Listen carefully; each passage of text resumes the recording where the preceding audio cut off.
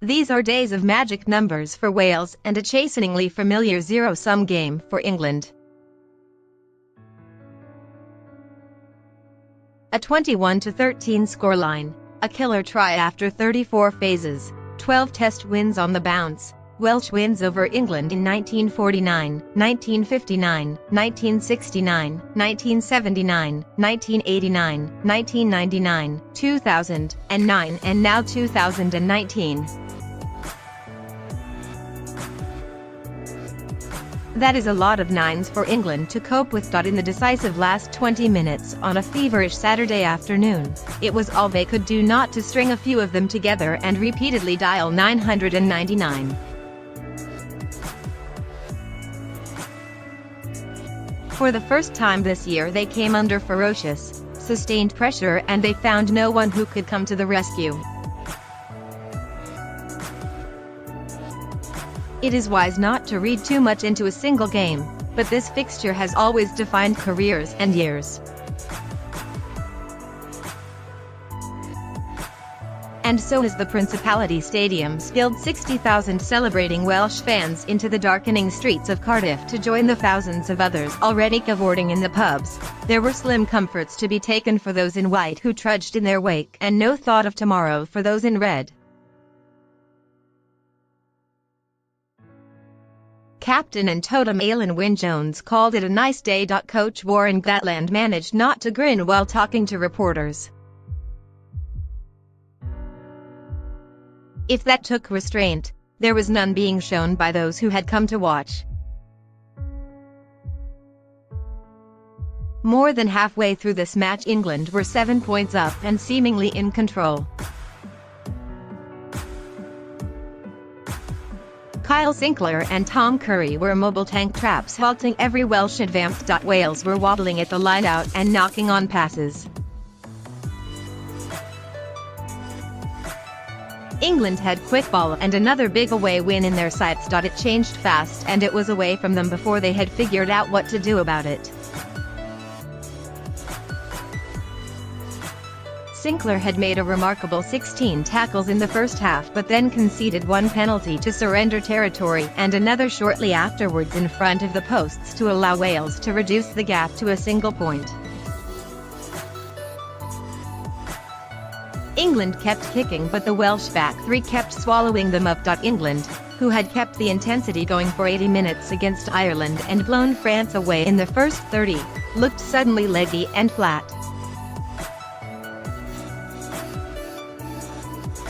And then came Dan Biggar. Gareth Onscoon had landed all three of his penalties but he had also kicked poorly from hand and struggled to escape the shackles of England's rush defence. When Biggar ran on with 20 minutes to go, the roar from the crowd was an augury all of its own.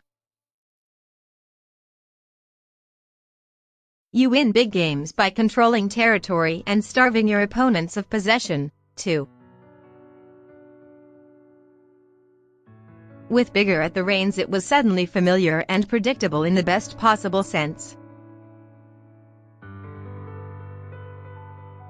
68% of the ball and 72% of the territory in the second period, Wales pinning England back, England unable to locate an alternative to a strategic plan that first spluttered and then expired. You win big games by staying calm in the big moments and taking your chances when they come. At no point in the 34 phases that preceded Corey Hill's critical try did Wales look like forcing it or tossing the opportunity away to panic. It takes confidence and it takes a rare control. It had been strangely muted in the stadium at times in the first period, but that score brought back aftershocks of the bedlam of 2013. When Josh Adams went over at the death, it was as deafening again as when Alex Cuthbert had dived into the same right-hand corner for the second of his two tries in that famous championship-deciding win. Gatland and Alan Wynne-Jones had masterminded that 1-2. After a dreadful first half in Paris 3 weeks ago, the two great survivors now have another Grand Slam in their sights. Jones has been around for 132 tests for his country and Gatland more than a decade. This win will have been as sweet for the pair of them as anything that has come before.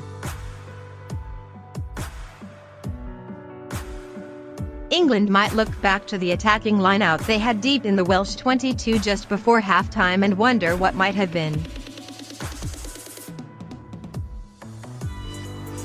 Owen Farrell's cross-field kick that ended that chance reflected his overall performance, a little off, uncharacteristically quiet on such a brightly lit stage. What should frustrate him and his team more was how passive they became as the game entered its pivotal period. Liam Williams is not Johan Hugitt. The kicking game was not working. England stopped trying to play and stopped scoring. As Wales stuck on 18 second-half points, England had just a solitary Farrell penalty to show for their previous 53 minutes of rugby.